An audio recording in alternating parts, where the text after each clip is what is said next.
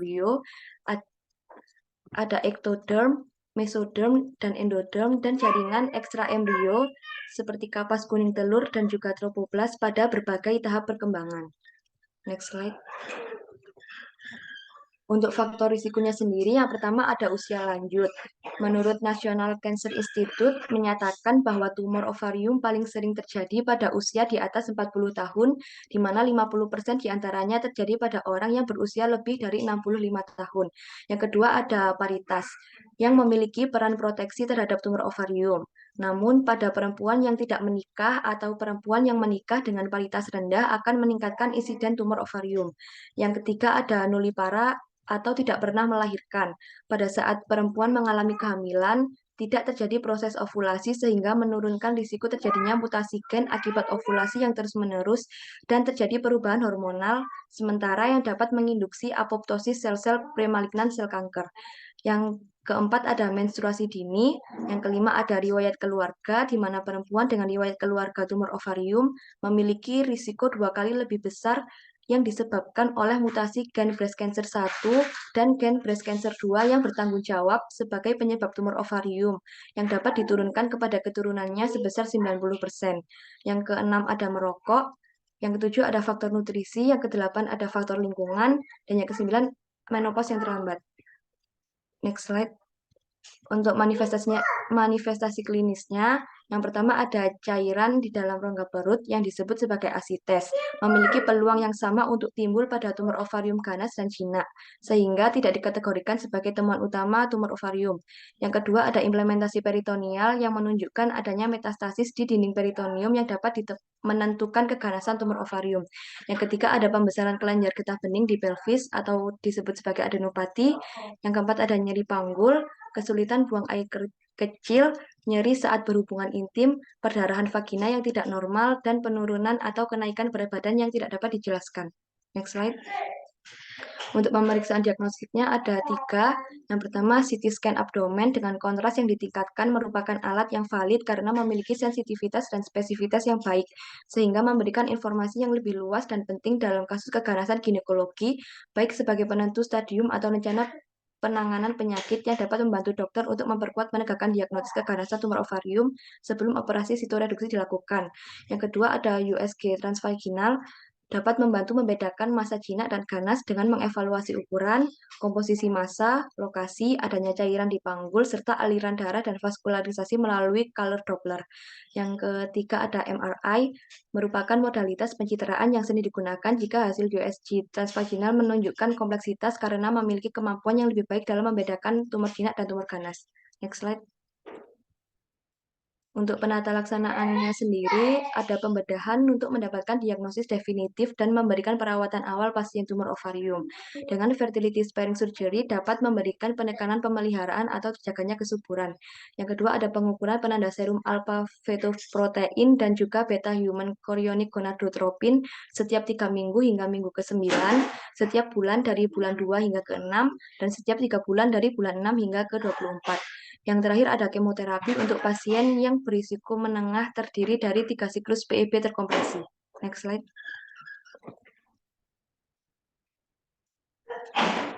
Untuk selanjutnya akan dijelaskan oleh teman saya. Terima kasih. Baik, selanjutnya adalah definisi dari trajektori model. Trajektori model ini merupakan salah satu model keperawatan yang dapat diaplikasikan pada pasien dengan kondisi penyakit kronis. Paradigma ini mengasumsikan bahwa individu dipengaruhi oleh kehilangan yang dapat diperhatikan saat terjadi proses sakit. Dan kemampuan seseorang dapat beradaptasi yang mencakup pembiasaan diri dengan kehilangan yang dialami, serta kemampuan untuk melanjutkan hidup. Pada model keperawatan ini dijelaskan mengenai proses penyakit kronis yang dapat berlangsung secara dinamis. Next. Untuk tahapan trajektori model ini ada 9 fase. Untuk fase pertama yaitu fase pre-trajektori, di mana fase awal sebelum tanda gejala penyakit muncul, seperti pola hidup dan faktor genetik. Lalu untuk fase kedua yaitu trajektori onset, adalah fase di mana gejala yang berkaitan dengan penyakit ini muncul. Dan pasien pertama kali mengetahui penyakitnya pada saat fase ini. Yang ketiga ada fase stable atau stabil. Ini adalah ketika tanda dan gejala sudah bisa dikontrol. Lalu ada fase unstable atau tidak stabil. Ini adalah fase ketidakmampuan untuk mengontrol gejala. Lalu ada fase akut. Ini adalah kondisi ketika gejalanya semakin parah dan berkembangnya komplikasi penyakit. Lalu untuk fase krisis adalah situasi krisis atau mengancam jiwa pada pasien. Lalu untuk fase comeback ini adalah fase pemulihan secara bertahap. Lalu fase downward adalah tahap penurunan dan kondisi yang memburuk secara cepat ataupun bertahap. Lalu untuk fase dying adalah minggu, hari, atau jam terakhir sebelum kematian. Next. Lalu untuk trajektori model pada pasien dengan tumor ovarium, yang pertama ada edukasi pasien dan keluarga. Pasien dan keluarga ini perlu diberikan informasi yang komprehensif dan mudah dipahami tentang tumor ovarium. Lalu untuk manajemen nutrisi, nutrisi yang adekuat penting dalam proses penyembuhan pasien. Dan yang ketiga adalah pemantauan mandiri. Pasien dianjurkan untuk mencatat gejala, nyeri, pola makan, pola tidur, dan aktivitasnya untuk membantu pemantauan kondisi pasien. Yang keempat ada keterlibatan keluarga, yaitu keluarga perlu diberikan pendidikan tentang cara terbaik untuk memotivasi pasien. Lalu ada dukungan psikososial. Ini dapat dilakukan seperti dengan merekomendasikan pasien untuk bergabung pada kelompok dukungan kanker ovarium. Lalu yang keenam ada keterampilan mengelola kondisi kesehatan. Ini dapat dilakukan dengan mengajarkan pasien untuk melakukan aktivitas fisik ringan dan teknik pengelolaan stres. Bisa next. Lalu untuk peran perawat dalam trajektori model. Yang pertama di fase pre-trajektori ini memberikan edukasi kepada masyarakat, melaksanakan program screening, melakukan pengkajian risiko berdasarkan riwayat keluarga dan faktor genetik, dan merujuk individu berisiko tinggi. Lalu untuk fase kedua ini mengumpulkan informasi riwayat kesehatan, memberikan penjelasan mengenai diagnosis tumor ovarium, dan menyediakan dukungan psikologis. Lalu untuk fase ketiga ini memantau respon pasien terhadap pengobatan dan mengelola efek samping, lalu mengedukasi pasien tentang pentingnya kepatuhan terhadap pengobatan dan memberikan dukungan berkelanjutan. Next. Lalu untuk fase keempat ini peran perawat yaitu menyediakan perawatan segera untuk mengelola gejala yang memburuk atau komplikasi, lalu berkoordinasi dengan tim medis lain dan mendukung keluarga. Lalu untuk fase akut ini memberikan perawatan intensif dan pemantauan ketat pada pasien, lalu mengkomunikasikan kondisi pasien dan intervensi yang dilakukan kepada pasien dan juga keluarga. Lalu dengan memberikan dukungan emosional selama fase ini. Lalu untuk fase krisis ini peran perawat yaitu mengelola krisis medis dengan intervensi yang cepat dan tepat, lalu berkolaborasi dengan tim medis untuk memberikan penanganan yang efektif dan efisien. Lalu untuk fase pemulihan ini mendukung proses pemulihan pasien, edukasi pasien tentang langkah-langkah pemulihannya, dan memberikan dukungan kepada pasien. Lalu untuk fase penurunan ini fokus pada pengelolaan gejala untuk meningkatkan kenyamanan dan kualitas hidup pasien. Dan juga mendukung keluarga dalam menyesuaikan diri dengan kondisi pasien yang memburuk. Lalu untuk fase dying ini, peran perawat memberikan perawatan yang berfokus pada kenyamanan dan pengurangan rasa sakit, mendukung kebutuhan emosional dan spiritual, serta membantu keluarga dalam proses perpisahan. Next. Kesimpulannya, tumor ovarium ini merupakan salah satu masalah kesehatan yang signifikan dan seringkali dianggap sebagai silent killer, karena gejalanya tidak spesifik pada stadium awal. Trajektori model memberikan panduan yang komprehensif dengan memperhatikan berbagai tahapan perjalanan penyakit, mulai dari fase pre-trajektori hingga fase dying. Peran perawat sangatlah penting mulai dari edukasi dan screening awal hingga memberikan dukungan emosional dan perawatan paliatif pada tahap akhir penyakit. Dengan pemahaman yang mendalam tentang konsep dasar tumor ovarium dan penerapan model pelayanan kesehatan yang tepat seperti trajektori model dapat membantu meningkatkan kualitas hidup dan harapan hidup pasien. Ini untuk literatur yang kami gunakan. Next. Sekian dari kelompok 1 reguler 4. Terima kasih. Saya kembalikan ke moderator. Baik, terima kasih kelompok 1 reguler 4. Kemudian selanjutnya adalah kelompok 2 reguler 4. Waktu dan tempat dipersilahkan.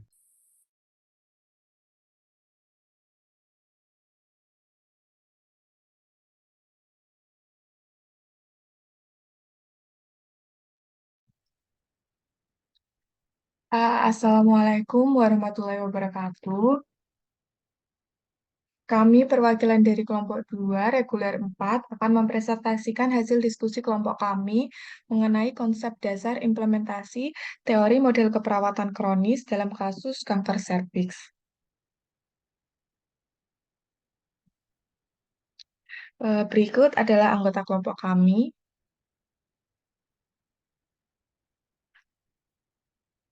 Untuk yang pertama yaitu definisi kanker serviks. Kanker serviks sendiri adalah jenis kanker yang berkembang di leher rahim dan berasal dari lapisan epitel atau permukaan luar leher rahim. Umumnya kanker ini menyerang wanita berusia 30 sampai 39 tahun dengan gejala sering nyeri di perut bagian bawah. Awalnya, sebelum menjadi kanker serviks, akan dimulai dengan pertumbuhan sel abnormal di sekitar serviks selama bertahun-tahun, yang dikenal sebagai displasia atau lesi prakanker, yakni neoplasia intraepitel serviks atau NIS. NIS sendiri biasanya muncul setelah infeksi HPV, terutama tipe 16 dan 18. Lalu jika tidak ditangani, maka sel-sel abnormal ini akan berubah menjadi kanker, tumbuh dan menyebar lebih dalam ke leher rahim serta di area sekitarnya.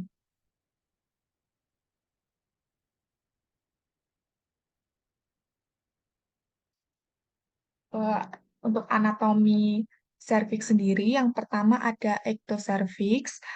Ini merupakan bagian luar leher rahim yang terlihat saat pemeriksaan ginekologi. Ini biasanya ditutupi oleh sel-sel datar yang disebut sel squamosa.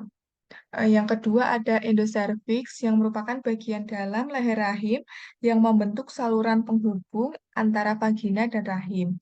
Ini biasanya ditutupi oleh sel-sel kelenjar berbentuk kolom yang menghasilkan lendir.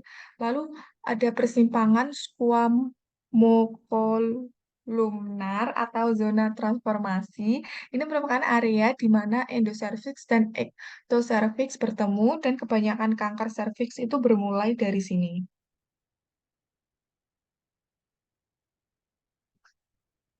Untuk klasifikasi kanker serviks berdasarkan jenis sel tempat kanker bertemu itu ada dua. Yang pertama karsinoma sel squamosa. Ini membentuk hingga 90% kanker serviks dan berkembang dari sel-sel di ektoserviks. Yang kedua ada adenokarsinoma.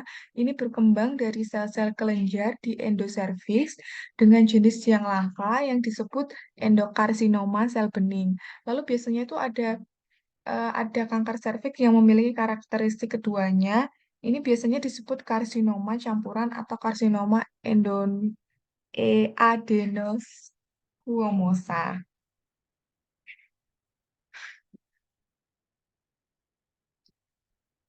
Selanjutnya, ini merupakan stadium kanker serviks menurut Federation of Obstetrics and Gynecology. Ini yang pertama ada stadium 0, ini pertumbuhan kankernya itu biasanya terjadi pada jaringan epitel leher rahim. Untuk stadium 1 ini ada pertumbuhan kanker masih terbatas pada leher rahim. Lalu ada 1A, ini secara mikroskopis kanker telah menginvasi jaringan. Ini biasanya terjadi penetrasi. Untuk tingkat invasi sel kankernya itu kedalamannya kurang dari 5 mm, sedangkan lebarnya kurang dari 7 mm. Untuk stadium 1A1, ini ukuran invasinya mempunyai kedalaman kurang dari 3 mm dan lebar kurang dari 7 mm. Lalu ada stadium A12, ini kedalaman invasi lebih dari 3 mm dan kurang dari 5 mm, sedangkan lebarnya kurang dari 7 mm. Untuk stadium 1B ini terjadi lesi yang ukurannya lebih besar dari lesi yang terjadi pada stadium 1A. Untuk 1B1 ini ukuran tumornya kurang dari 4 cm. Untuk stadium 1B2 ini tumor lebih dari 4 cm. Lalu ada stadium 2, ini karsinoma. Ini bisa meluas sampai keluar leher rahim, tetapi belum sampai dinding pelvis. Ini biasanya karsinoma itu menyerang vagina, tapi belum mencapai 1/3 vagina bagian bawah. Lalu ada stadium 2A, ini belum ada parameter yang jelas. Lalu 2B parameternya sudah jelas. Untuk stadium 3, ini karsinoma meluas ke dinding pelvis pada pemeriksaan rektal, namun tidak terlihat adanya ruang kosong antara tumor dan dinding pelvis. Lalu tumor menyerang 1/3 vagina bagian bawah pada semua kasus yang ditemukan adanya hidronefrosis atau ginjal tidak berfungsi. Lalu untuk stadium 3 ini kanker tidak menjalar ke dinding pelvis, untuk stadium 3B itu sudah menjalar ke dinding saraf pelvis. Untuk stadium 4 ini karsinoma meluas melewati pelvis, 4A ini menyebar ke organ yang berdekatan, lalu 4B ini menyerang ke organ yang jauh.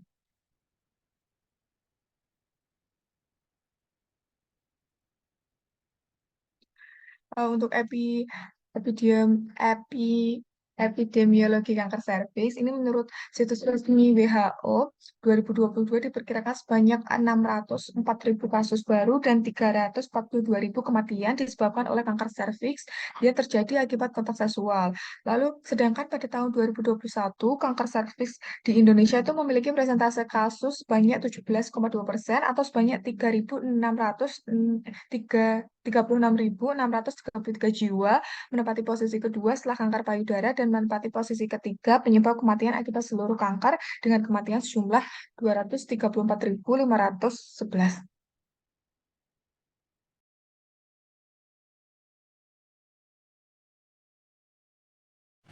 Baik, selanjutnya yaitu ada etiologi kanker serviks.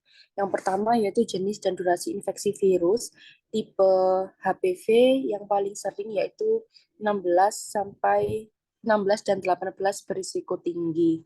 Yang kedua yaitu faktor lingkungan seperti merokok, kontrasepsi oral, dan kekurangan vitamin. Yang selanjutnya yaitu kondisi pejamu yang melemahkan kekebalan tubuh seperti multiparitas dan gizi buruk. Yang selanjutnya yaitu faktor ginekologi seperti usia menarche, usia pertama kali berhubungan seksual, dan jumlah pasangan seksual.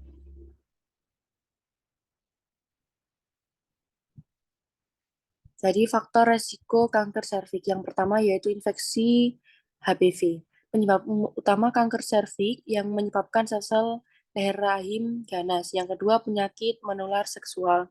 Penyakit menular seksual seperti infeksi chlamydia yang dapat meningkatkan resiko kanker serviks. Yang selanjutnya yaitu pola hidup tidak sehat. Pola hidup tidak sehat seperti kurangnya konsumsi buah dan sayur, hal ini juga dapat meningkatkan resiko kanker serviks. Yang selanjutnya yaitu aktivitas seksual dini. Seperti sebelum 16 tahun, epitel atau lapisan dinding vagina dan serviks belum terbentuk sempurna sehingga menyebabkan lesi dan infeksi HPV. Selanjutnya yaitu sistem kekebalan tubuh lemah. Sistem kekebalan tubuh yang lemah dapat membuat seseorang lebih rentan terhadap infeksi HPV dan kanker serviks. Yang selanjutnya yaitu penggunaan kontrasepsi minum pil KB jangka panjang yang meningkatkan resiko kanker.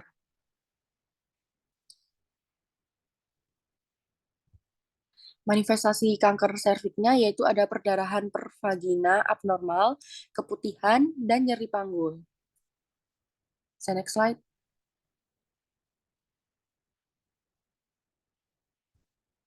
Untuk penata laksanaannya, kanker serviks ada farmakologi, yaitu seperti vaksin HPV yang bertujuan menghasilkan respon imun sel T sitotoksik terhadap sel-sel kanker serviks, yaitu seperti bivalen melindungi terhadap dua tipe HPV 16 dan 18, kuadrivalen melindungi terhadap 4 tipe HPV 6, 11, 16, dan 18.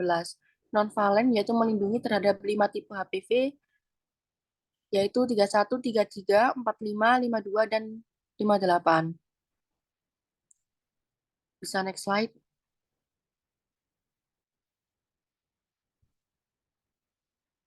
Untuk kasusnya, Nyonya S, seorang perempuan berusia 45 tahun, datang ke rumah sakit dengan keluhan perdarahan per vagina yang tidak teratur dan nyeri panggul yang semakin berat. Sejak 3 bulan terakhir, selain itu, ia juga mengalami keputihan yang berbau tidak sedap. Hasil pemeriksaan tekanan darah 120/80, nadi 80, pernafasan 18 kali per menit, suhunya 37 derajat Celcius. Pemeriksaan palpasi abdomen menunjukkan adanya nyeri di daerah panggul, infeksi genital yang mengungkapkan perdarahan dan keputihan yang berbau tidak sedap. Pemeriksaan penunjang seperti PAP smear dan biopsi serviks mengkonfirmasi adanya karsinoma serviks. Sementara USG panggul menunjukkan adanya massa di serviks dan penyebaran lokal. Nyonya S didiagnosis dengan kanker serviks stadium 3B.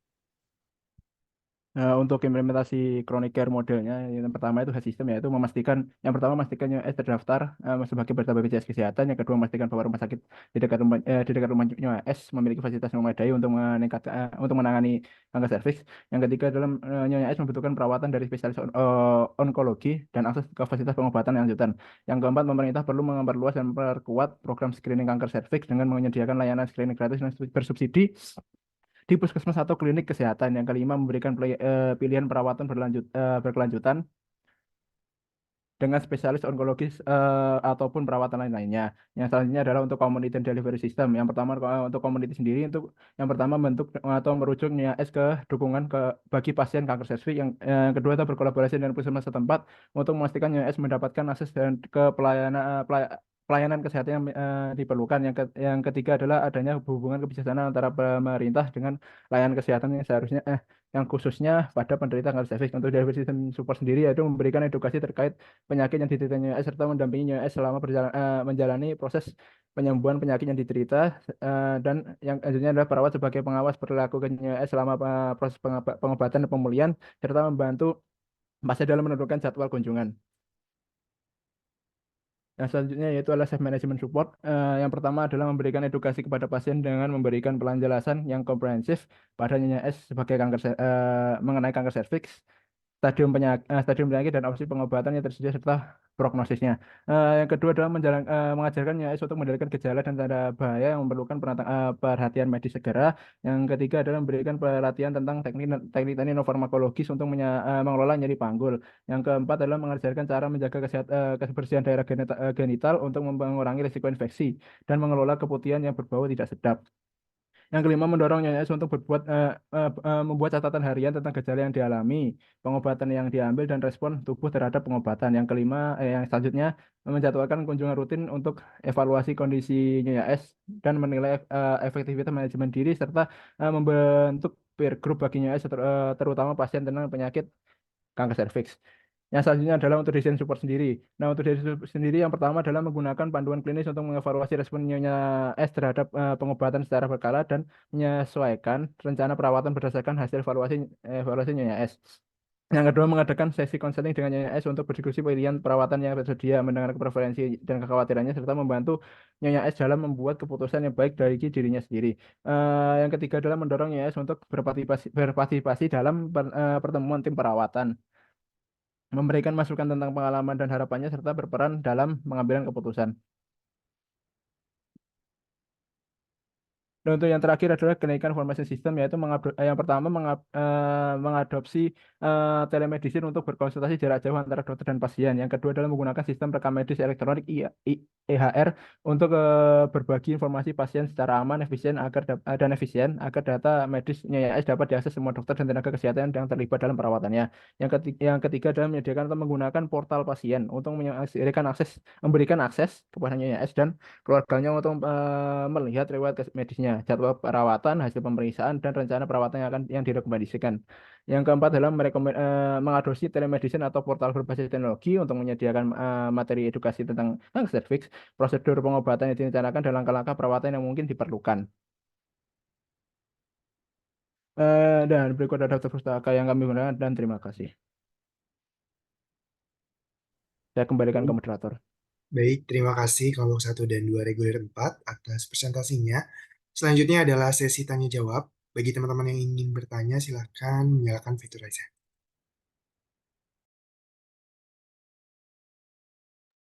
Baik, untuk reguler 4, Valencia Nadia, silakan. Oke, baik. Sebelumnya maaf kalau suaranya kurang terdengar atau sedang tidak kondusif. Terima kasih atas kesempatannya. Saya Valencia dari kelas reguler 4 izin menanyakan mengenai beberapa hal. kepada kelompok 1 tadi.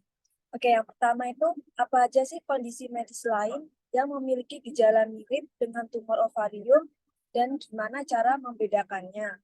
Terus pertanyaan saya yang kedua itu dalam strategi pencegahan untuk tumor ovarium nih, apakah pil KB atau operasi pengangkatan tuba falopi dan ovarium setelah menopause itu dapat membantu? Sekian dari saya, terima kasih. Baik, terima kasih. Untuk selanjutnya, kepada Pramudita dipersilahkan. Baik, terima kasih atas kesempatannya. Izin bertanya kepada kelompok 2, reguler 4. Apa saja tantangan utama dalam diagnosis dini kanker serviks dan bagaimana pendekatan baru dalam teknologi medis dalam membantu mengatasinya? Terima kasih. Baik, terima kasih. Selanjutnya, Andre. Baik, terima kasih atas kesempatannya moderator. Izin bertanya ke kelompok 1 terlebih dahulu yang tadi presentasi terkait dengan tumor ovarium. Mau bertanya ke kelompok 1, apakah tumor ovarium itu nantinya akan berkembang menjadi kista ovarium atau kedua hal itu merupakan hal yang berbeda? Kemudian izin untuk bertanya ke kelompok 2 terkait dengan cancer cervix tadi. Itu kan disinggung terkait dengan penggunaan pap smear. Lah, apa sih pentingnya penggunaan pap smear, seberapa penting penggunaan pap smear ini kepada wanita, dan pap smear ini harus dilakukan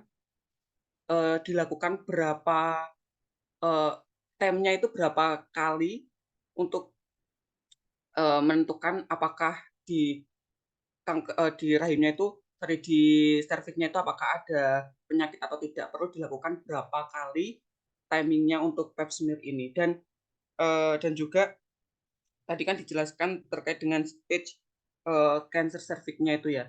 Tadi ada banyak sekali, mungkin dari teman-teman juga masih bingung gambarannya. Ada 4 stadium tadi ya, dengan beberapa karakteristik. Ada juga tadi karakteristiknya disebut parameter, tapi itu maksudnya itu parameter yang seperti apa yang menggambarkan itu stage-nya itu. Jadi mungkin bisa dijelaskan sesuai dengan gambarnya aja, kira-kira stage cancer cervix itu seperti apa gambarannya, dari mulai stage 1, 2, dan seterusnya. Tadi juga kan dibagi stage 1-nya ada 1A, terus ada 1B, ada juga 2B, itu perbedaannya yang spesifik itu seperti apa.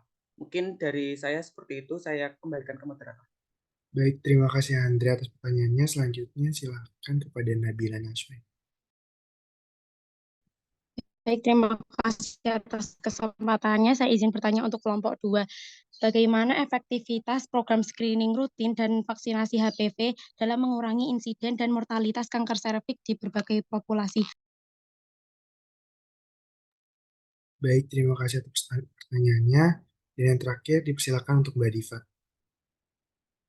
Baik, terima kasih moderator atas kesempatannya. Di sini izin bertanya kepada kelompok pertama. Dalam peran perawat di trajektori model, kira-kira apa sih hambatan utama dari keseluruhan fase itu? Sama mau tahu dong solusi apa yang akan ditetapkan oleh kelompok. Itu pertanyaan pertama. Lalu berkaitan dengan fase krisis, itu kan ada mengelola krisis dengan intervensi yang cepat dan tepat. Apakah boleh dijelaskan lebih lanjut intervensi macam apa yang bisa diterapkan pada fase krisis itu?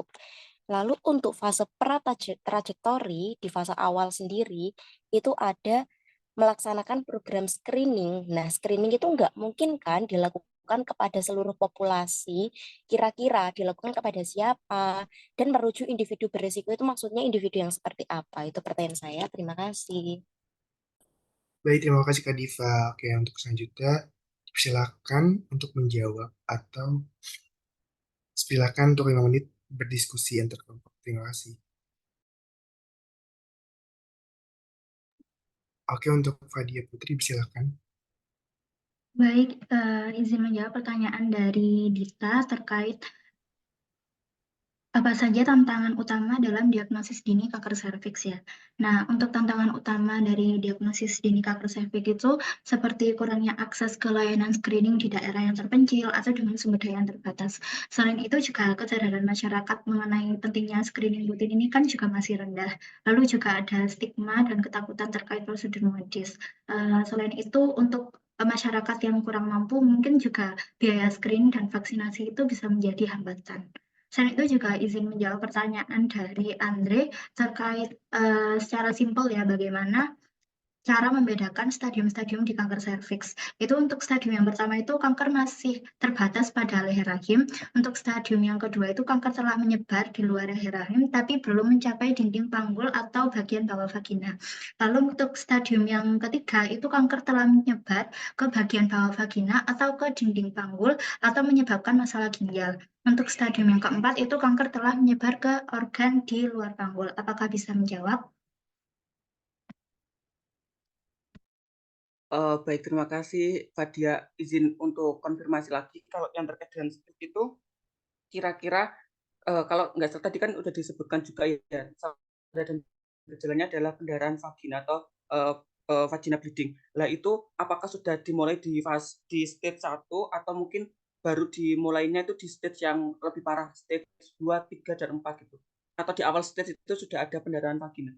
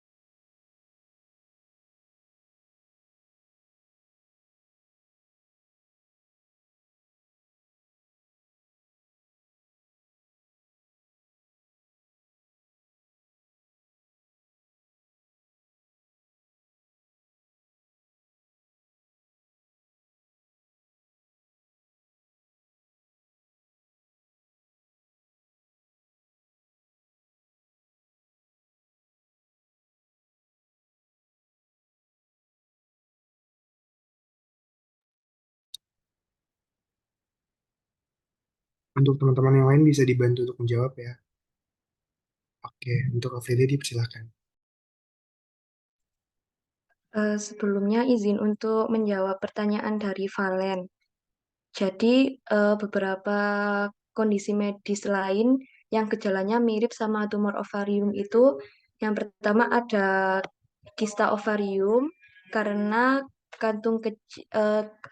Yang pertama ada kista ovarium, yaitu kantung kecil yang berkembang di dalam atau di permukaan ovarium.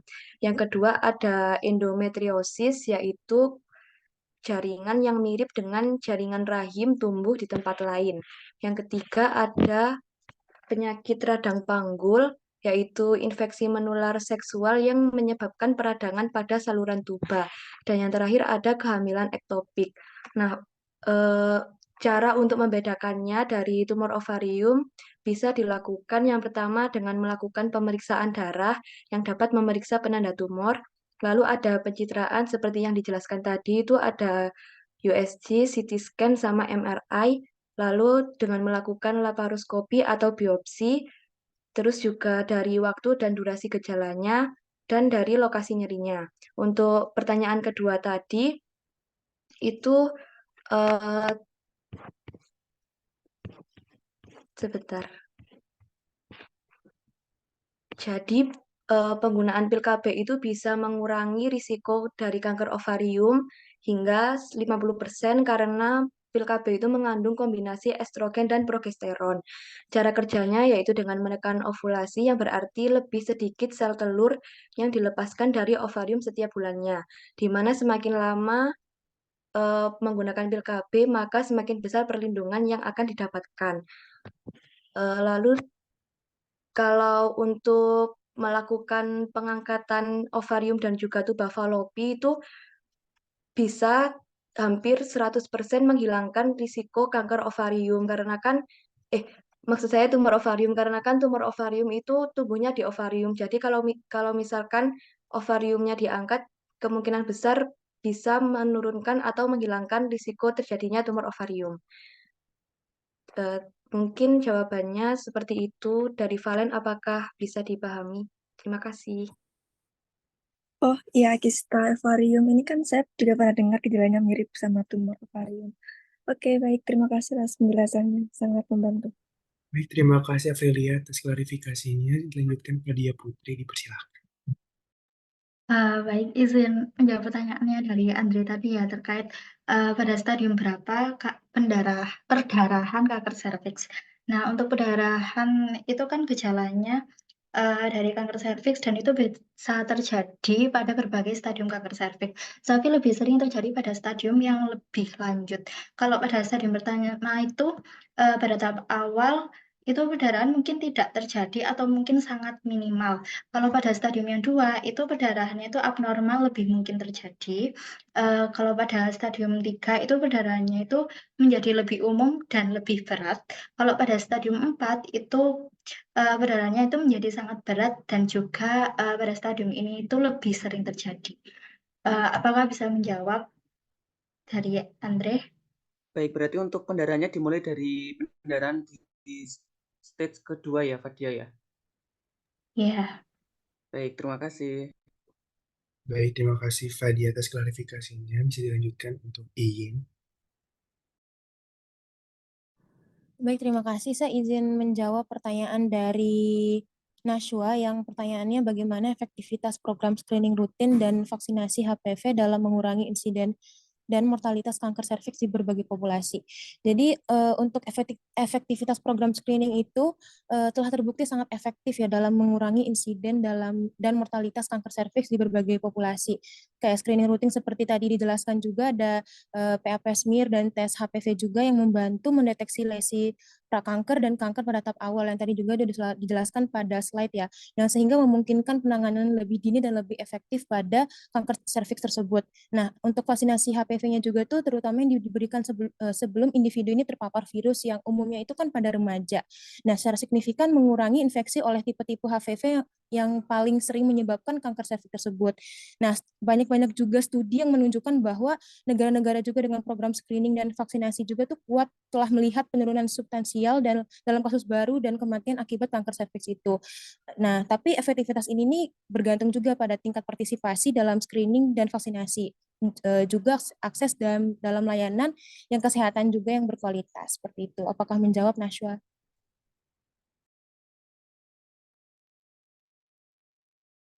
Iya, terima kasih sudah menjawab. Oke, baik, terima kasih Iyin. Dilanjutkan oleh Anissa.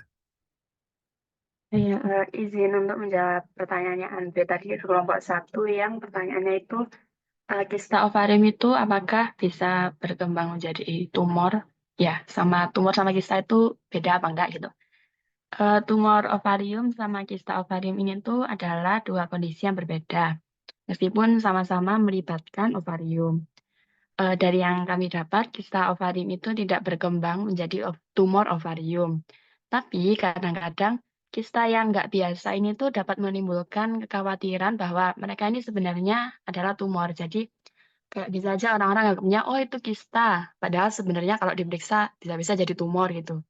Jadi penting untuk melakukan pemeriksaan medis dan dipantau gitu kalau ada kista ovarium yang mencurigakan. Seperti itu, Andre, apakah menjawab?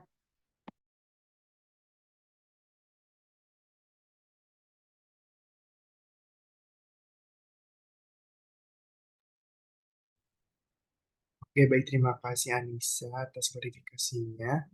Bisa dilanjutkan kepada Fahmi. Saya perwakilan dari kelompok 2 reguler 4 ingin menjawab pertanyaan Andre yang tadi bertanya tentang pentingnya PAP smear pada wanita dan dilakukan berapa kali untuk menentukan di rahimnya itu ada penyakit atau tidak. Untuk PAP smear sendiri itu penting karena yang pertama dia bisa mendeteksi dini kanker serviks. Jadi PAP smear ini dapat mendeteksi sel-sel abnormal di serviks yang berpotensi berkembang menjadi kanker. Dan deteksi dini ini memungkinkan untuk pengobatan yang lebih efektif dan meningkatkan peluang kesembuhan. Lalu juga Tes ini tuh juga bisa mengidentifikasi infeksi HPV, di mana HPV sendiri merupakan penyebab utama kanker serviks. Jadi, deteksi ini tuh dapat membantu mendeteksi infeksi HPV dan perubahan sel yang berkaitan dengan tersebut. Terus, tes ini juga sebagai pencegahan, di mana untuk mendeteksi perubahan prakanker, PAP smear ini memungkinkan intervensi dini seperti pengangkatan sel normal sebelum mereka berkembang menjadi kanker yang lebih parah.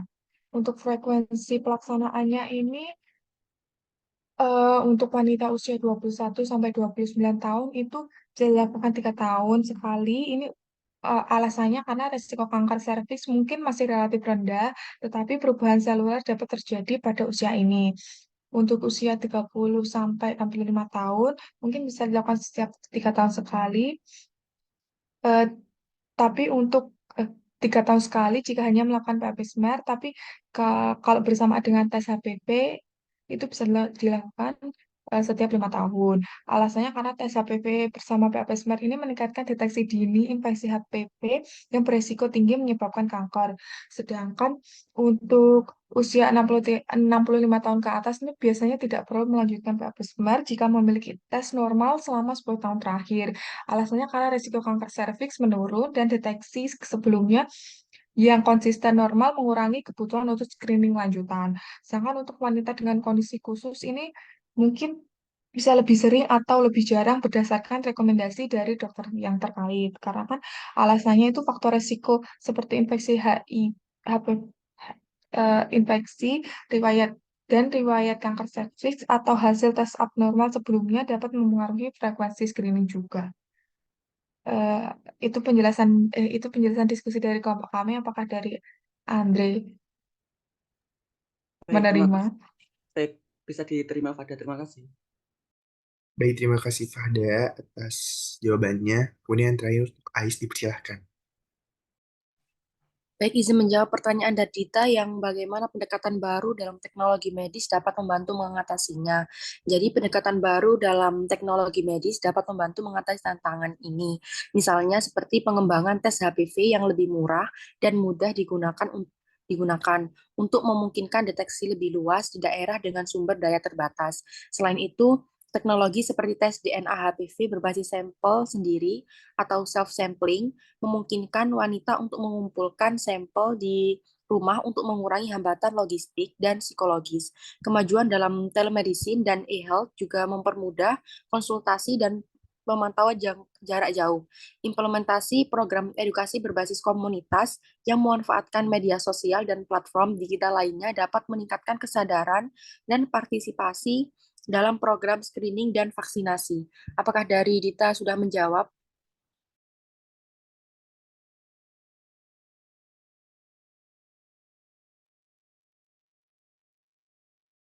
Oke, baik. Terima kasih Ais atas jawaban yang luar biasa. Karena sesi tanya jawab sudah selesai, dilanjutkan sesi presentasi kembali kepada reguler 3 kelompok 3 dan 4. Untuk itu, kepada reguler 3 kelompok 3, waktu 4 dipersilahkan.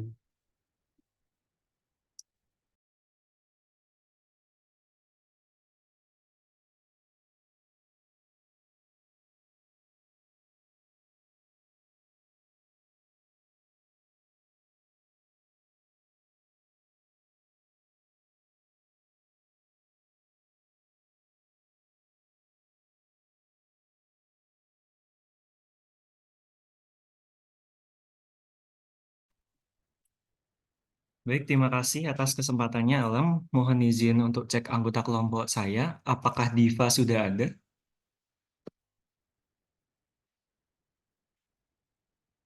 Permisi, apakah Diva? Oh ya, baik. Untuk Nasiwa, apakah sudah ada? Ada.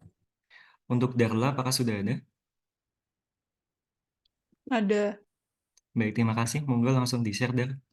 Di-share screen.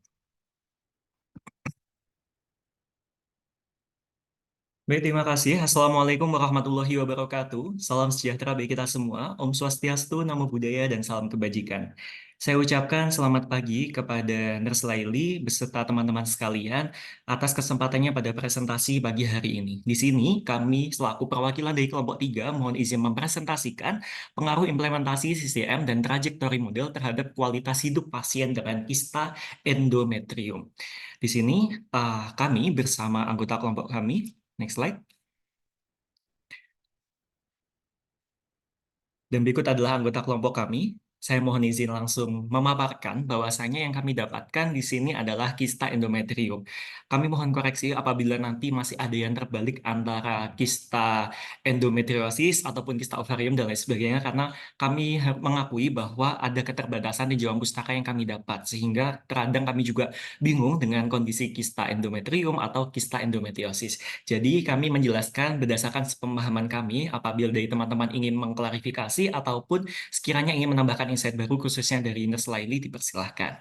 Baik, langsung saja untuk latar belakangnya di sini kista endometrium. Kista endometrium sepemahaman kami yang kami dapatkan merupakan kondisi di mana ketika dinding kista itu dilapisi oleh jaringan endometrium. Nah, biasanya ini merupakan jaringan yang sama yang ada di rahim. Nah, di kista endometrium ini biasanya menyebabkan rasa sakit yang luar biasa, khususnya pada saat menstruasi, yang bisa mengganggu kesuburan. Nah, kista endometrium ini itu bersifat jinak dan dapat hilang dengan sendirinya, meskipun pada beberapa kasus mungkin perlu diangkat melalui operasi. Kista endometrium ini dia itu bisa menuju komplikasinya, maksudnya ke arah endometriosis. Kurang lebihnya yang kami pahami seperti itu. Nah, selanjutnya di kista endometrium itu, dia itu biasanya akan menunjukkan beberapa kondisi yang contohnya darahnya besi darah yang tua, memberi warna-warna yang sekiranya mengindikasikan kista endometrium. Di sini kami dapatkan bahwa prevalensinya mempengaruhi 20-30% kesuburan wanita. Dampaknya ada dismenorrhea tadi, seperti yang saya jelaskan, ada nyeri menstruasi, dan ada beberapa kondisi-kondisi lainnya. Next slide. Nah, di sini definisinya sesuai yang kami highlight bahwa kantong berisi cairan pada atau dalam jaringan endometrium. Jadi endometrium adalah kondisi rahim, teman-teman. Jadi jangan sampai salah antara ovarium dan lain sebagainya. Di sini endometrium merupakan rahim, jadi dia itu menempel pada jaringan rahim. Nah, biasanya disebabkan oleh banyak hal. Salah satunya adalah aliran balik menstruasi. Ketika darah itu dia seharusnya keluar dari tubuh itu melalui vagina, dia bisa balik arah nih, terbalik kayak gitu, dan dia masuk ke rongga panggul sehingga akhirnya dia menempel di dinding rahim tersebut dan bisa berkembang menjadi kista. Kemudian ada juga metaplasia, mungkin sel-sel yang sekiranya dia dari ovarium atau lain sebagainya itu jalan-jalan sampai berubah menjadi sel endometrium yang akan berkembang pada kista. Ada juga dari proses sistem kekebalan tubuh, mungkin kelainan yang bisa berperan pada pertumbuhan kista endometrium itu sendiri. Next slide. Nah, ini yang membedakan antara kista endometrium dan endometriosis. Jadi yang kami pahami bahwa endometriosis itu dia yang tumbuh tuh di luar rahim. Kalau tadi kista endometrium berarti ya udah di dalam aja tuh. Kalau endometriosis dia jalan-jalan. Jalan-jalannya kemana? Ke ovarium, tuba falopi, usus, diafragma. Bahkan pernah di jurnal yang kami temui ada yang sampai ke paru-paru seperti itu. Di usus pun juga bisa. Jadi endometriosis itu bisa mengarah pada kondisi tubuhnya jaringan di luar rahim. Nah, di sini jaringan endometrium yang dia itu mengarahnya ke endometriosis yang sudah mengarah komplikasi itu, dia merespon hormon menstruasi sehingga bisa menyebabkan pendarahan peradangan yang makanya dia bisa menyebar tuh kemana-mana kayak gitu. Terus endometriosis itu sama juga menyebabkan rasa sakitnya itu luar biasa pada saat menstruasi dan juga bisa mengganggu kesuburan. Dan dia ini termasuk penyakit kronis. Dia itu bisa dikatakan tidak dapat disembuhkan tetapi bisa dikendalikan gejalanya. Gejalanya itu biasanya diobati dengan hormon ataupun bahkan sampai operasi. Operasinya ya mungkin bisa mengarah ke pengangkatan rahim. Nah, jadi singkatnya kurang lebihnya keduanya itu sama-sama menyebabkan rasa sakit yang mengganggu kesuburan, tapi endometriosis itu dia penyakit kronis, sedangkan kista endometrium itu biasanya tidak seperti itu. Next slide. Dan ini adalah klasifikasi. Kita kembali lagi dengan yang namanya kista endometrium. Jangan sampai kebalik ya teman-teman. Jadi fokusnya di sini kista endometrium ini yang kami dapatkan dibagi menjadi berdasarkan lokasi dan sifat histologisnya. Kalau submukosa dia terletak di lapisan otot rahim disebut namanya myometrium. Terus kalau subserosa dia itu terletaknya di luar dinding rahimnya. Jadi berdekatan juga. Ada juga sifat histologisnya, ada endometriot dan non endometriot. Fokusnya adalah dia itu mengandung jaringan endometrium atau tidak. Next slide. Dan di sini penyebabnya seperti saya jelaskan tadi, saya ingin fokus kepada sindrom ovarium polikistik, di mana dia itu bisa menyebabkan ketidakseimbangan hormon. Yang kita sudah pelajari sebelum UTS kemarin, bahwa fokusnya dia bisa menyebabkan ketidakseimbangan hormon, mempengaruhi siklus menstruasi, sehingga menyebabkan pembentukan kista di dalamnya. Jadi harapannya kalau misal kita menemukan pasien seperti ini, apabila dia udah sampai ke PCOS atau beberapa faktor risiko lainnya, dia harapannya bisa kita hati-hati, kita wanti-wanti, karena dia bisa mengarah ke kista endometrium. Dan ada juga trauma cedera pada rahim. Setelah prosedur bedah atau persalinan bisa memunculkan pertumbuhan jaringan endometrium yang berlebihan karena proses penyembuhan lukanya atau proliferasi yang mungkin tidak terkontrol. Next slide.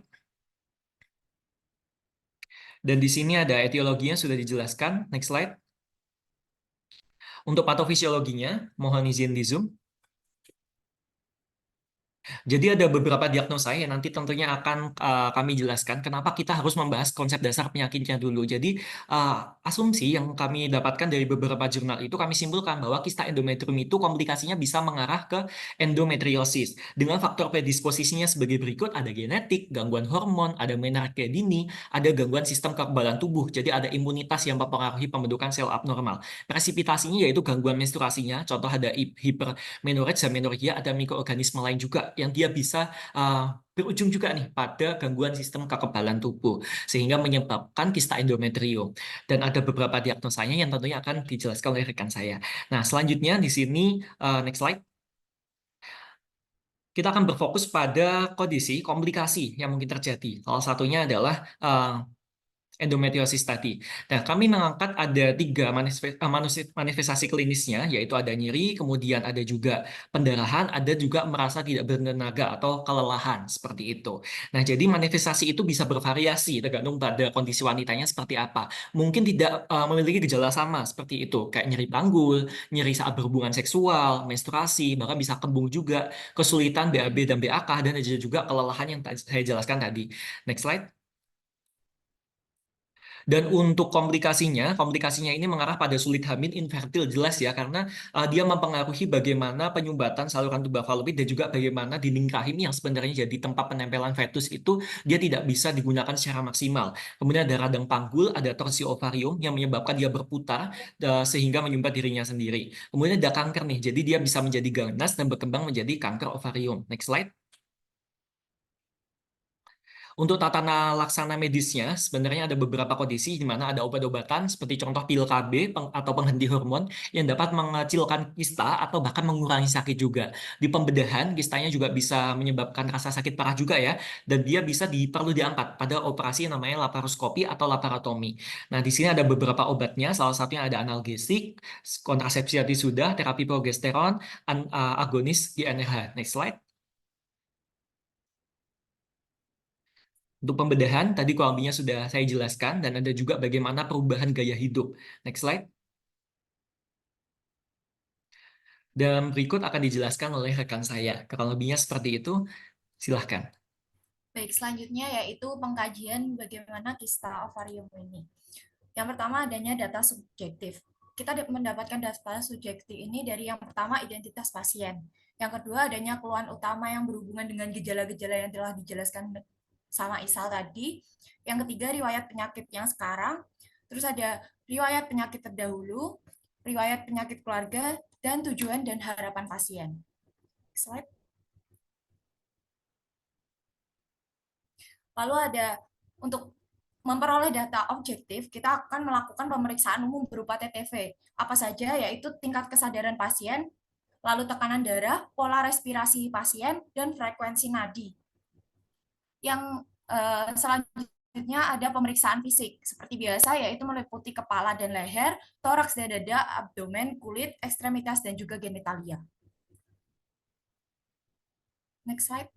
Nah, fokus pengkajian pada kista endometrium yaitu yang pertama sistem reproduksi. Apa saja yang dikaji? Perubahan menstruasi seperti pendarahan, nyeri tidak teratur, pendarahan tidak teratur dan nyeri menstruasi. Lalu ada sistem urinaria karena ada nyeri pada buang air kecil dan buang air besar. Dan sistem kardiovaskuler ada tadi berhubungan dengan TTV, tekanan darah, nadi, dan juga pernafasan, lalu daerah abdomen dan panggul berhubungan dengan nyeri panggul tadi, dan bagaimana ukuran panggul, konsistensi, dan juga mobilitas dari rahim pasien. Lalu ada payudara, kita mengkaji benjolan dan nyeri payudaranya, lalu ada kulit, rambut, dan kuku, yaitu mengkaji kondisi kulit untuk tanda-tanda kelembapan, warna, tugor, dan sebagainya. Lalu ada pengkajian pada daerah dada dan punggung. Seperti biasa, kita mengkaji ada tidaknya perubahan bentuk dan kesimetrisan pada dada. Next slide.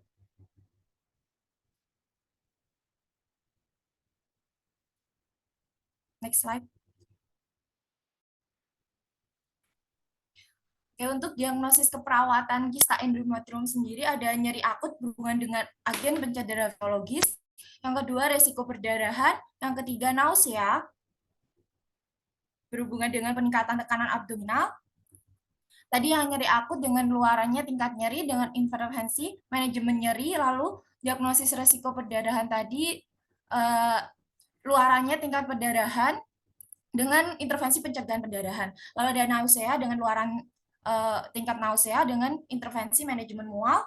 Lalu ada gangguan eliminasi urin berhubungan dengan kapasitas kandung kemih karena tekanan kista endometrium tadi, luarannya yaitu eliminasi urin, intervensi manajemen eliminasi urin. Dan gangguan rasa nyaman berhubungan dengan gejala penyakit yang diderita tadi dengan luaran status kenyamanan, intervensinya manajemen nyeri.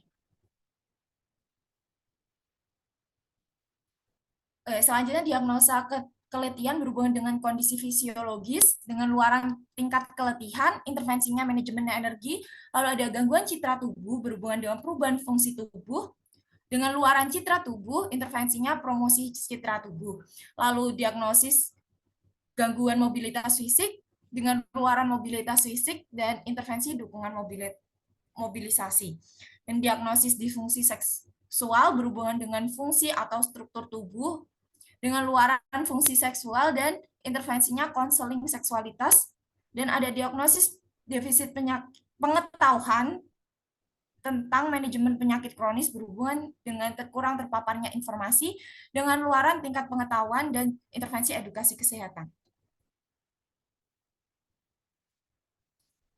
Selanjutnya akan dijelaskan oleh teman saya.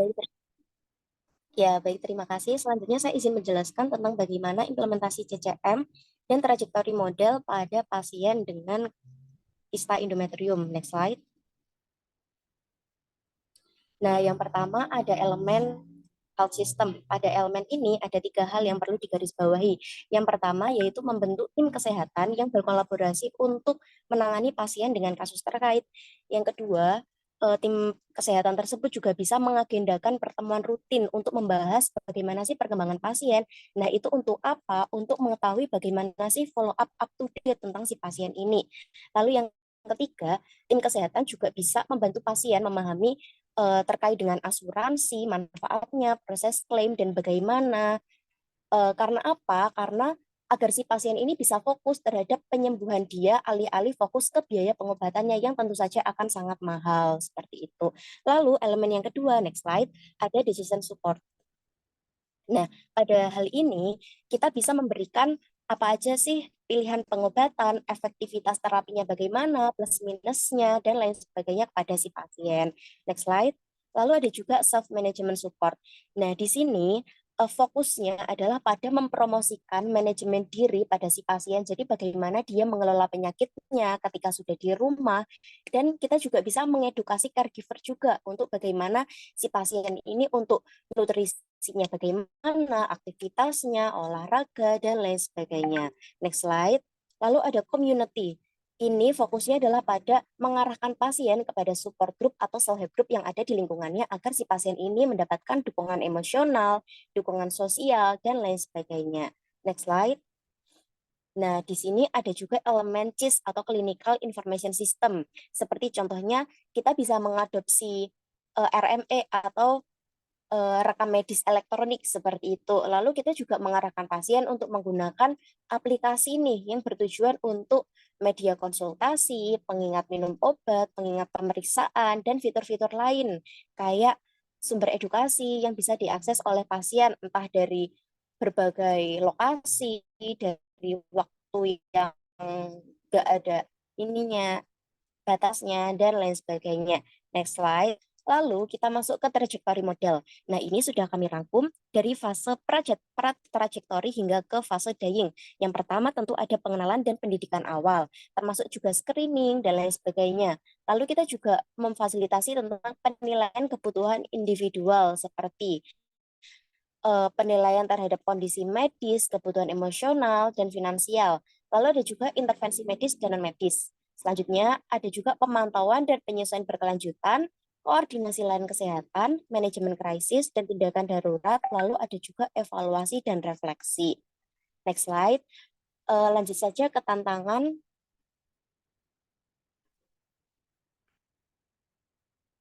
Nah, ini efektivitasnya yang tadi sudah saya sebutkan.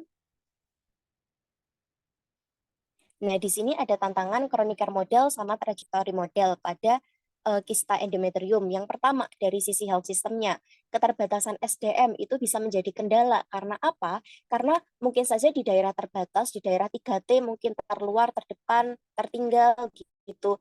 Nggak punya cukup dokter, cukup perawat, cukup ahli gizi, psikolog, dan dokter spesialis untuk menangani pasien dengan masalah terkait.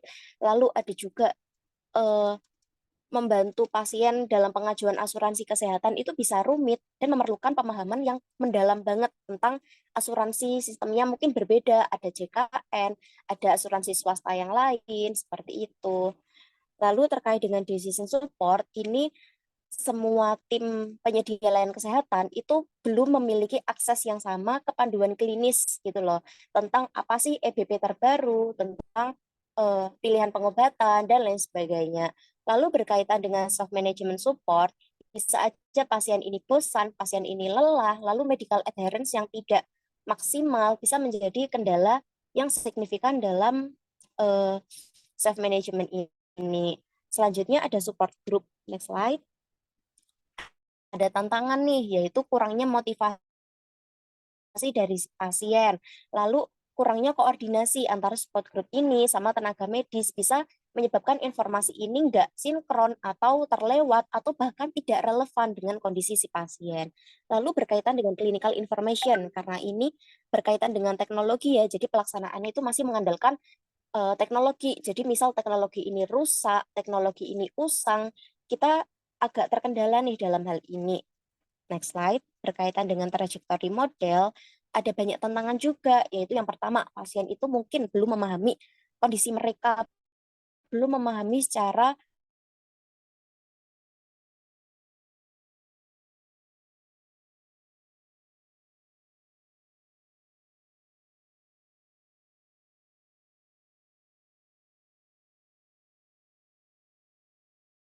emosional, kebutuhan sosial yang tentu berbeda-beda, sehingga standar pendekatan pelayanan itu belum bisa seragam, belum bisa ditetapkan dengan berbeda-beda seperti itu. Lalu pasien itu juga mungkin kurang termotivasi untuk mengikuti rencana perawatan jangka panjang, karena tentu saja penyakit ini perawatannya tidak hanya 1-2 hari, 1-2 bulan, tapi juga panjang seperti itu. Kurang lebih seperti itu, saya kembalikan ke Isal. Terima kasih. Baik, kurang lebihnya jadi kroniker model yang kami ambil ada 3 karena kami fokuskan pada kondisi yang sesuai dengan klien, khususnya pada kista endometrium, yaitu dari community, kemudian juga dari health system, dan juga bagaimana CIS atau Clinical System Information. Next slide.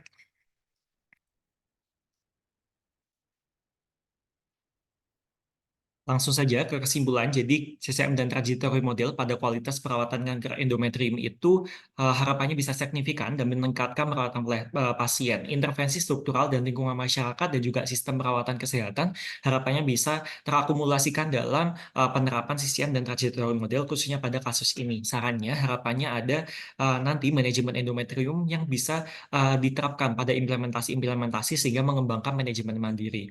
Kurang lebihnya seperti itu, saya kembalikan kepada moderator. Mohon maaf apabila ada kesalahan, kami mohon koreksinya. Wassalamualaikum warahmatullahi wabarakatuh. Waalaikumsalam warahmatullahi wabarakatuh. Terima kasih kelompok 3 reguler 3. Dilanjutkan presentasi berikutnya itu kelompok 4 reguler 3.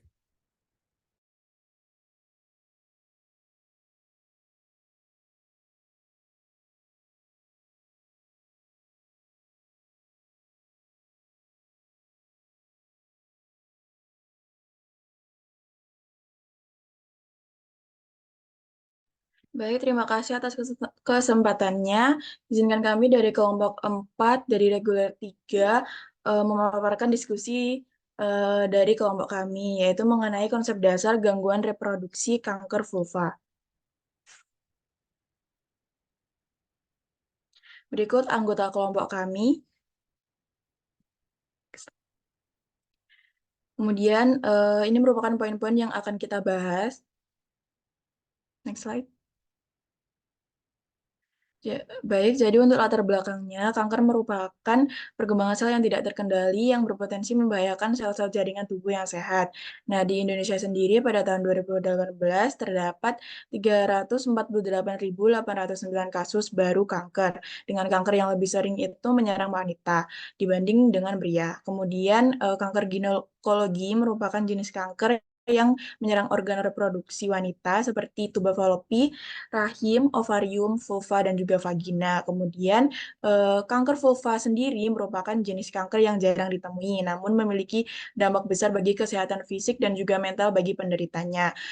Namun meskipun jarang terjadi dengan hanya 3-5% dari total kasus kanker ginekologi di Indonesia, namun deteksi dini dan penanganan yang tepat sangat diperlukan. Next slide. Jadi, pengertian dari kanker vulva yaitu kanker yang menyerang bagian luar sistem reproduksi wanita, yaitu seperti labia, lubang vagina, lubang uretra, dan juga klitoris. Kemudian, kanker vulva ini biasanya muncul sebagai lesi eritomatosa atau massa yang tidak jelas. Kemudian, meskipun jarang terjadi, kanker ini itu sering menyerang wanita yang ada pada usia 50-70 tahunan. Kemudian jenis histologi atau sel kankernya yang paling umum adalah jenis karsinoma sel squamosa. Kemudian untuk klasifikasinya sendiri yaitu berdasarkan Federasi Internasional Ginekologi dan Obstetri terdiri dari berdasarkan keparahannya, yaitu ada stadium 1, tumor terbatas pada vulva atau peritoneum, diameternya terbesar maksimal 2 cm, tidak terdapat kelenjar inguinal. Kemudian untuk stadium 1A, kedalaman invasinya kurang dari 1 mm. Kemudian stadium 1B, kedalaman invasi lebih dari 1 mm. Kemudian untuk stadium 2, tumornya itu terbatas pada vulva dan juga perineum, diameternya lebih besar daripada 2 cm. Kemudian tidak terdapat kelenjar inguinal. Kemudian stadium 3, tumornya sudah meluas ke bagian distal uretra dan atau vagina dan anus atau bermetastasis unilateral pada kelenjar inguinalnya. Kemudian untuk stadium 4A, tumor dengan infiltrasi kandung kemih, kandung kencing, selaput lendir, dan selaput lendir rektum atau kedua-duanya atau bagian proksimal mukosa uretra dan atau fiksasi pada tulang atau metastasis bilateral kelenjar inguinal. Kemudian berdasarkan karakteristiknya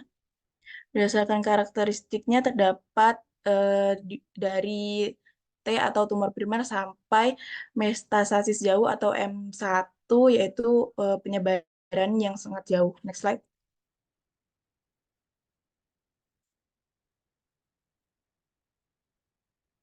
Next slide.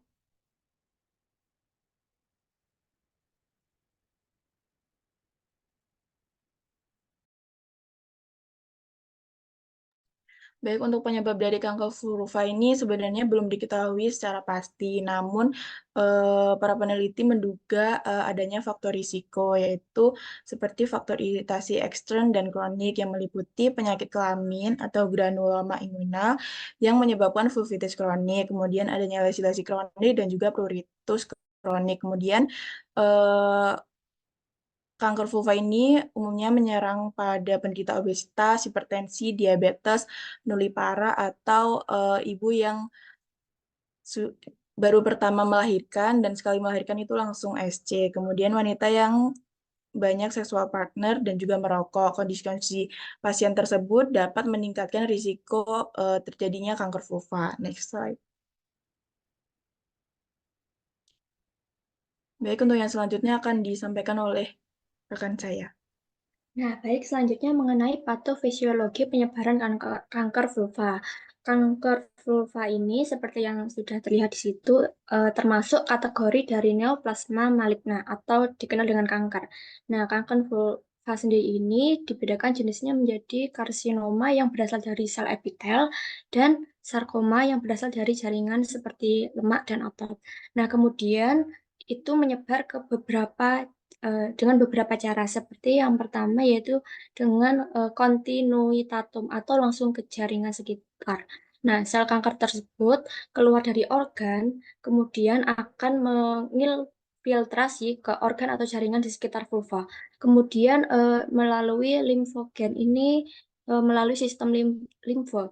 Jadi sel kanker tersebut masuk ke dalam pembuluh limfe dan kemudian menyebar ke kelenjar limfe regional. Nah, akibatnya terjadi pelekatan pada kelenjar limfe tersebut.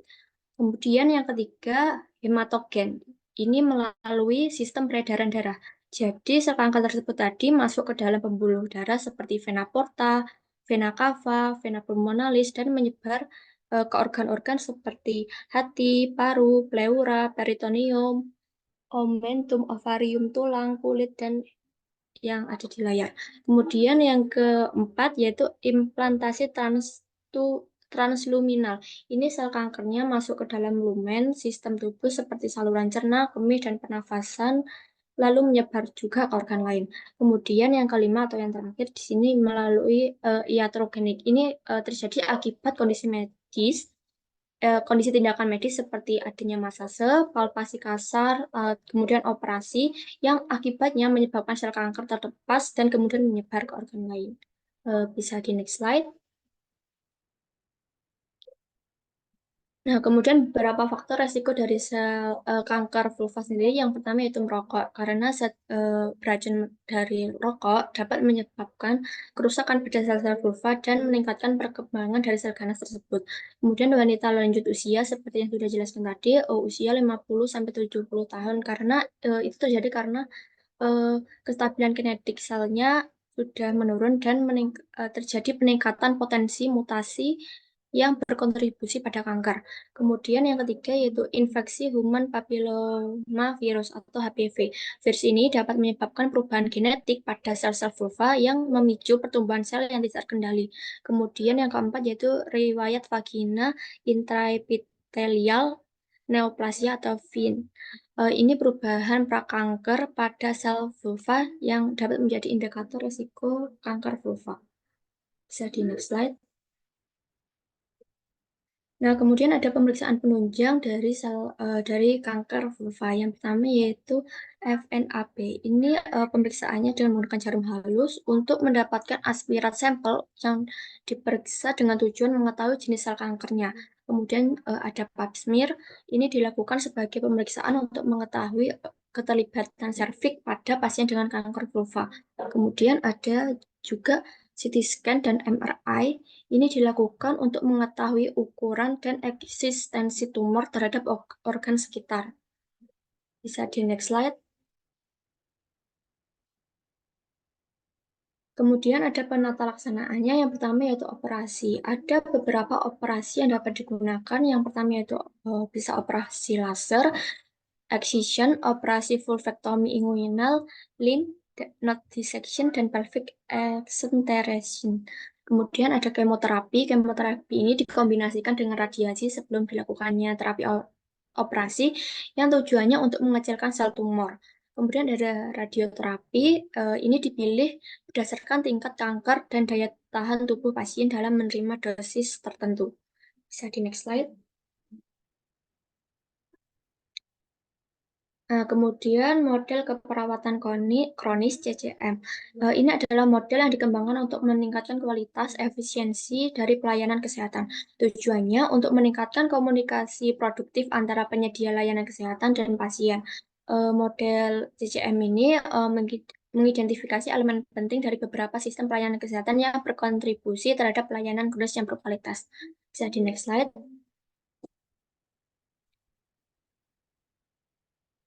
Nah, model CCM tersebut diantaranya yang pertama yaitu Community Resource and Policy atau sumber daya dan kebijakan komunitas. Di sini yang pertama dengan memberi edukasi dan kampanye kesehatan mengenai kesadaran tentang kanker vulva.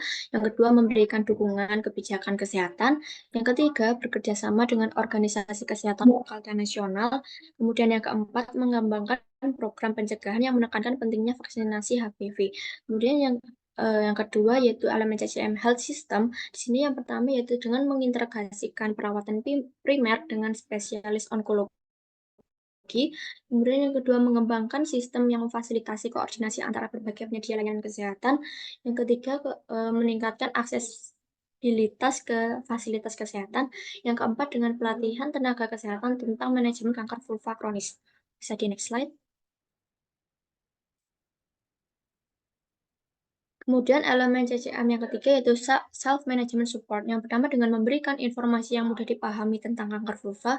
Yang kedua dengan mengembangkan program edukasi. Yang ketiga membentuk peer group bagi pasien dan keluarga. Kemudian elemen CCM yang keempat yaitu decision support. Yang pertama dengan menyediakan alat bantu seperti algoritma klinis, aplikasi, dan perangkat lunak. Kemudian yang kedua dengan mengembangkan dan mengadopsi pedoman klinis yang berbasis bukti untuk diagnosis, pengobatan, dan manajemen kanker vulva.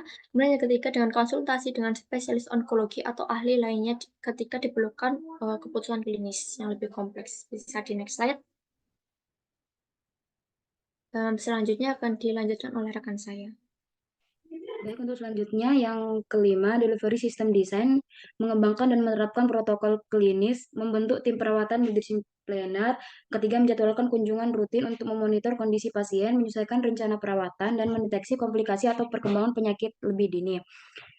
Yang keenam, clinical information system, mengimplementasikan rekam medis elektronik untuk menyimpan dan mengakses data kesehatan pasien dengan mudah, menggunakan sistem pengingat dan notifikasi otomatis untuk memastikan pasien tidak melewatkan jadwal. Next slide.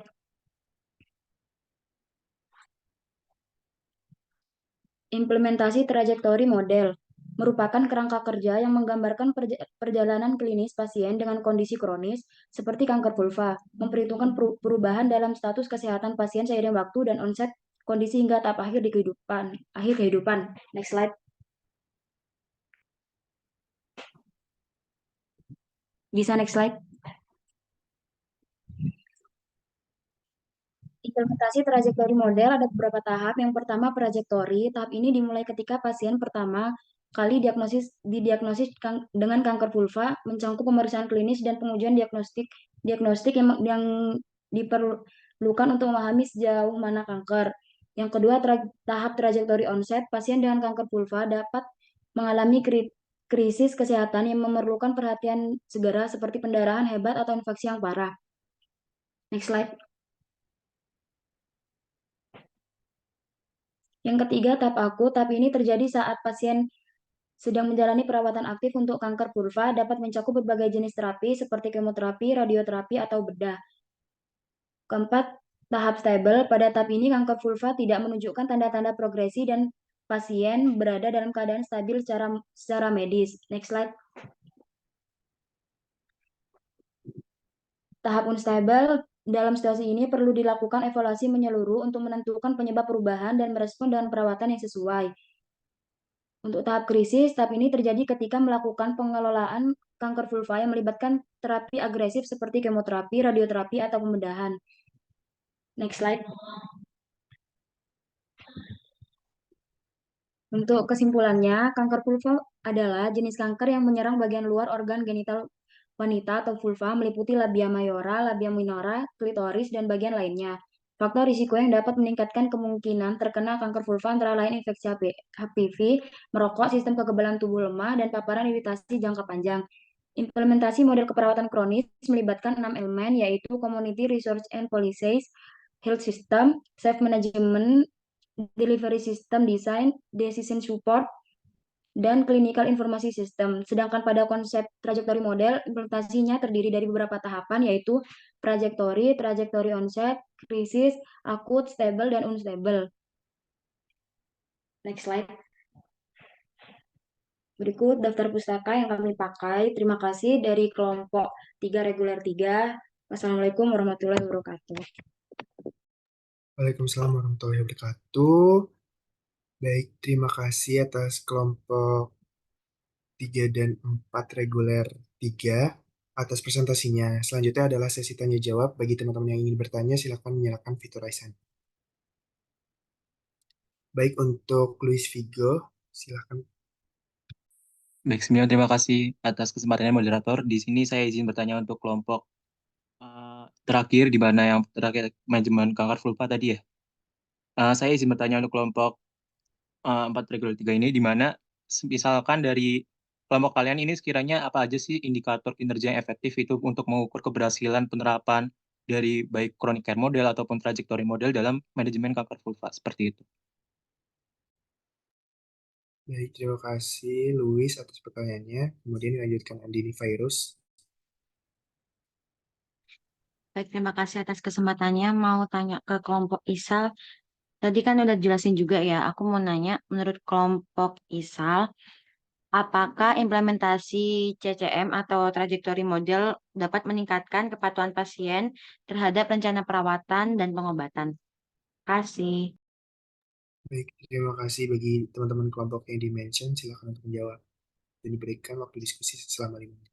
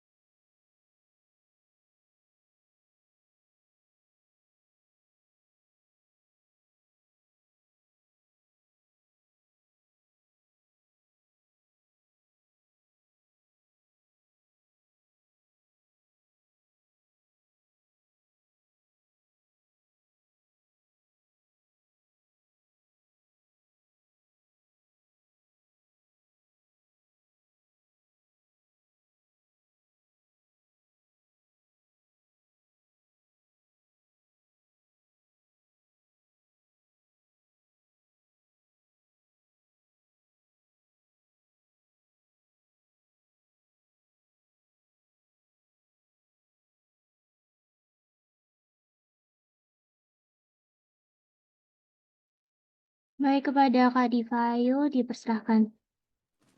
Baik, terima kasih. Izin menjawab pertanyaannya dari Salma. Tadi pertanyaannya, apakah implementasi CCM dan trajektori model itu bisa meningkatkan kepatuhan pasien dalam rencana keperawatannya?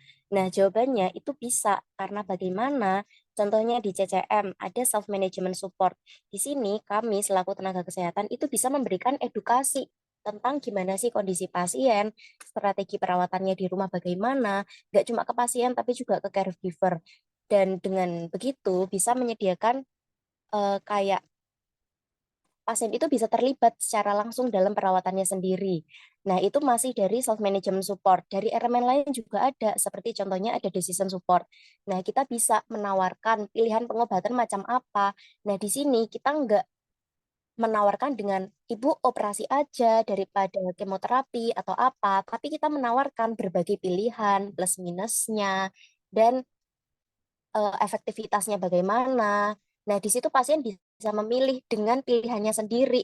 Nah, di situ bisa kayak pasien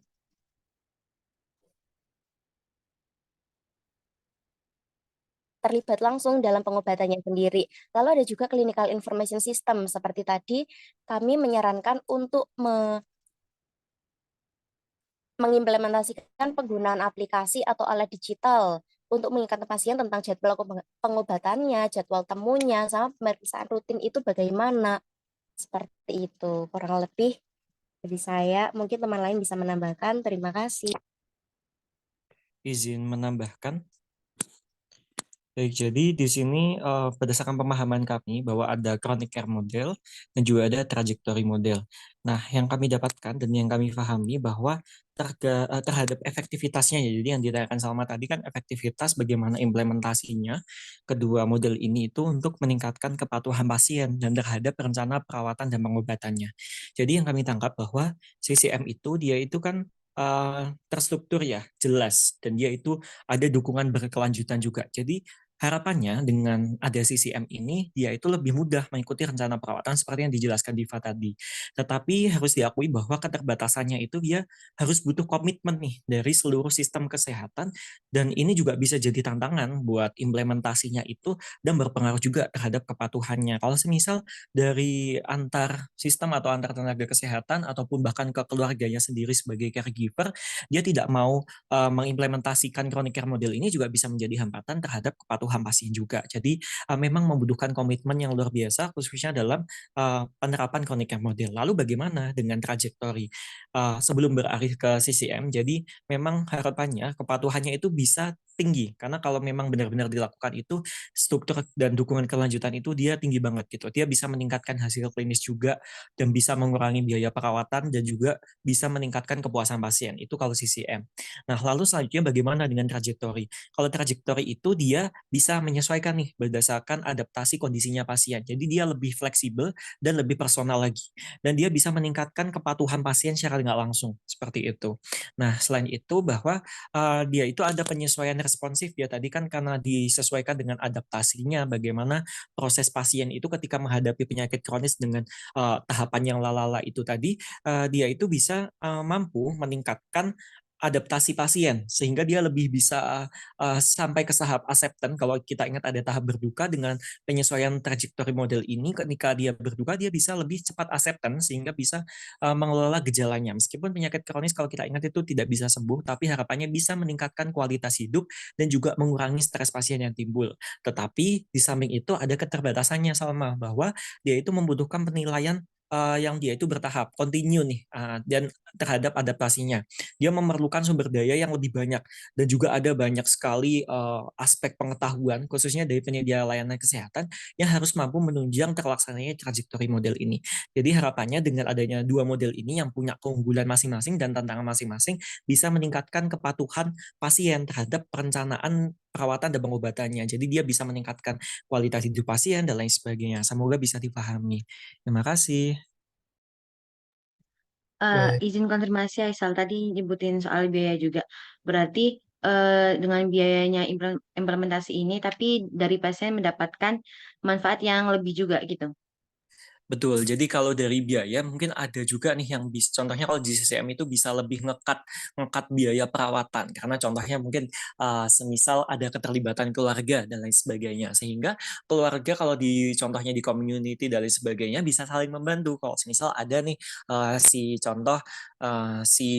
siapa ya, si putra sakit kayak gitu. Nah, terus teman-temannya yang lain bisa bantu. Seperti itu juga bisa mengurangi biaya perawatan dengan bentuk lingkup komunitas. Terus ada juga biaya perawatan lain yang bisa kekat dengan adanya terbentuknya terlaksananya elemen-elemen yang ada di CCM ini, seperti itu. Mungkin ada juga nih biaya asuransi yang mau mengcover atau lain sebagainya. Intinya dengan adanya CCM itu dia bisa ngekat banyak biaya atau mengurangi biaya perawatan yang kalau semisal tidak dilaksanakan dengan CCM itu kayaknya banyak banget nih yang keluar kayak gitu. Mungkin bisa dipahami ya, Sal. Oh, berarti biayanya itu lebih sedikit, tapi dia bisa dapetin manfaat yang lebih gitu. Betul. Oh ya, oke, makasih. Oke, baik. Terima kasih ya, Mas Isal, atas klarifikasinya. Oke, untuk teman-teman kelompok yang diberi pertanyaan, silakan untuk menjawab karena ada keterbatasan waktu.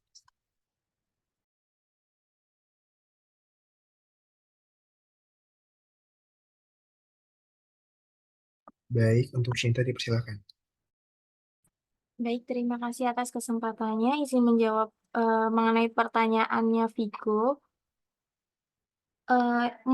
Untuk mengukur keberhasilan penerapan CCM itu dalam manajemen kanker vulva dapat memerlukan ada beberapa indikator, yaitu ada indikator kinerja yang efektif, mencakup aspek klinis, operasional, dan kualitas hidup pasien. Mungkin ini ada beberapa indikator kinerja yang bisa digunakan. Yang pertama itu ada pada indikator klinisnya ada tingkat kelangsungan hidup, tingkat kekambuhan, komplikasi pengobatan, dan kepatuhan terhadap panduan klinis. Kemudian pada indikator kualitas hidup itu ada kualitas hidup pasien, kesejahteraan psikososial. Kemudian pada indikator operasionalnya itu ada waktu tunggu untuk perawatan, frekuensi dan kualitas konsultasinya bagaimana, lalu ada koordinasi perawatannya. Berikutnya pada indikator manajemen penyakit kronisnya ada self-management support, ada penggunaan teknologi informasi kesehatan dan kepuasan pasien. Kemudian pada indikator ekonominya ada biaya perawatan dan efisiensi penggunaan pada sumber dayanya. Mungkin kurang lebihnya seperti itu untuk Vigo, apakah menjawab? Baik, terima kasih Sinta atas jawabannya. Sudah sangat menjawab. Terima kasih. Baik, terima kasih Shinta atas jawabannya. Untuk teman-teman yang masih ingin bertanya, silakan menyalakan fitur raise hand-nya ya.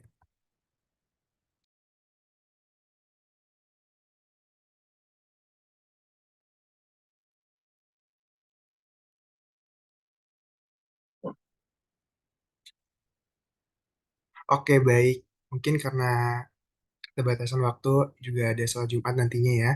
Untuk sesi tanya jawab sudah selesai. Terima kasih yang sudah berpartisipasi. Saya mewakili PJMK yang lain meminta maaf jika ada kesalahan kata yang kurang berkenan. Selanjutnya saya serahkan kepada Nurse Laili. Baik, terima kasih Mas Emrut ya untuk yang sudah memandu pada proses diskusi pada siang hari ini. Karena menjelang Jumatan, mungkin saya sebentar aja ya. Tadi itu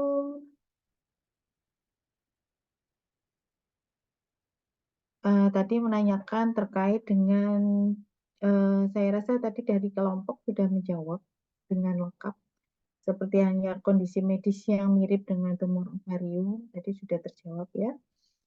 Kemudian bagaimana tadi mencegah tumor ovarium, bagaimana dengan pil KB ya. Kalau ternyata memang kalau di pil KB untuk di tumor ovarium itu kan memang malah menurunkan resiko terjadinya tumor ovarium ya.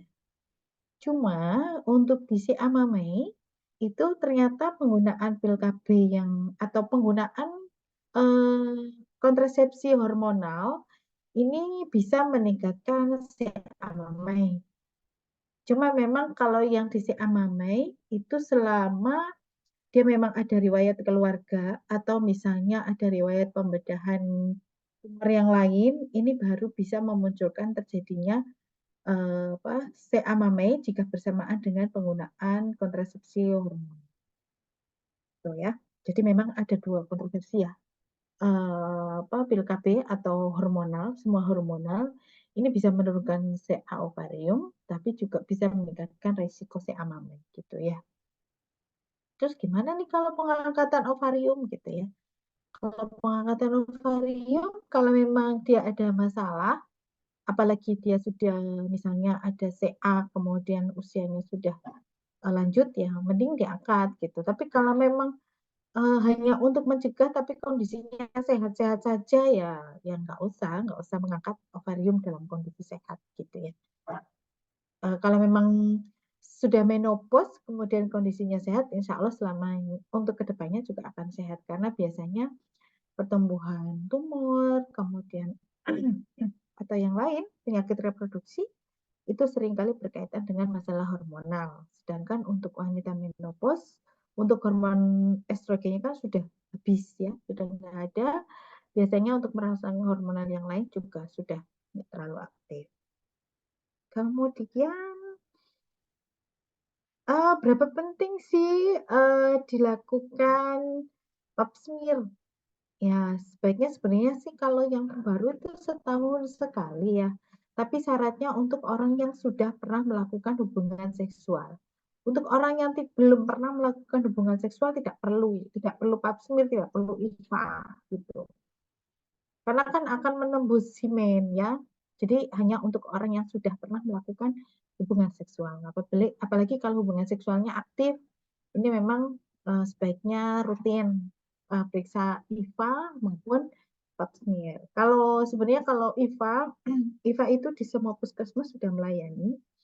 Kalau IVA memang sudah bagus hasilnya, tidak ada lesi, ya cukup IVA saja nggak apa-apa. Kalau memang dari IVA itu ternyata ada dari IVA ternyata ada lesi, ketahuan ada lesi, maka sebaiknya lanjut ke pap smear. Kemudian bagaimana sih efektivitas screening ya? Screening itu memang sangat efektif ya, karena memang dengan adanya screening itu bisa mencegah dan bisa mengobati secara lebih awal ya, jadi mengobati lebih awal, lebih dini gitu. Jadi hanya ada lesi, kemudian ternyata ketahuan lesi prakanker kan untuk mengatasinya lebih cepat dibanding kalau sudah terjadi kanker. Tuh. Terus, udah, bentar ya. Tadi di trajektori model, hambatan utama dan solusi. Ya, tadi sepertinya sudah dijelaskan juga tadi di bawah